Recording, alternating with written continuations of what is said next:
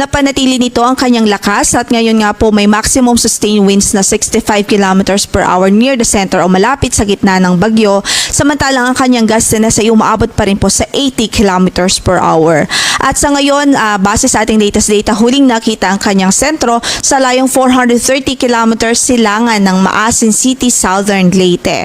At mabagal pa rin itong binabaybay, mabagal pa rin ang kanyang pagkilos at binabaybay nito ang karagatan sa silangang bahagi ho ng Kabisayaan at ang kanyang direksyon ay north-northwestward.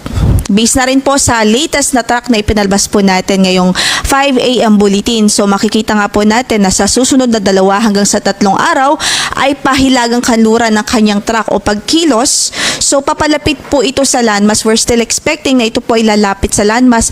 At ang possible closest approach po nito sa Eastern Visayas is by Saturday o bukas po yan. And then possible closest approach naman niya sa eastern part ng Bicol ay sa Sunday naman. So sinasabi po natin close approach dahil ang ibig sabihin po niyan, posible na manatili sa karagatan ng kanyang sentro pero yung diametro niya ay mahahagip yung malaking bahagi ng Eastern Visayas at Bicol. Kasi kung makikita nga po natin, dito po sa mapa, ito po yung kanyang track at ito rin po yung diametro ng bagyo. So if we will project it alongside the track, ibig sabihin sa mga susunod na araw po ay mahahagip at apektado ang ilang bahagi ng Caraga Region, ang Eastern Visayas at ang malaking bahagi ng Bicol Region sa mga susunod na araw. So importante po na alam po natin at updated po tayo sa tropical cyclone wind signal na nakataas sa ating lugar.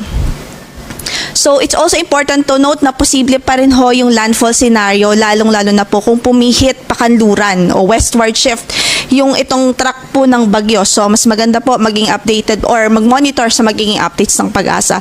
As long as nakapaloob yung lugar dito po sa tinatawag nating cone of uncertainty or cone of probability, ibig sabihin ay pwede pong dumaan mismo ang sentro ng bagyo dyan. Samantala, by Sunday afternoon onwards ay nakikita naman po natin na magno-northeastward itong bagyo. Ibig sabihin, pipihit pa silangan naman ho, pa northeastward yung kanyang track dahil nakikita po natin posible na sumama po ito sa trough na nasa kanang bahagi ng bansa. Pero dahil eventually ay hindi naman din po ito, kumbaga bibitaw din po ito doon sa trough, so iikot o maglulup po itong bagyo. So far sa ngayon, yan po yung nakikita nating projection. Pero dahil malayo pa po ito, it's still beyond the 5-day forecast period. Ang ibig po sabihin yan ay may mga kinoconsider pa tayong uncertainties. So, mataas pa yung uncertainty niya. So, ang pinakamainam ay mag-monitor po sa magiging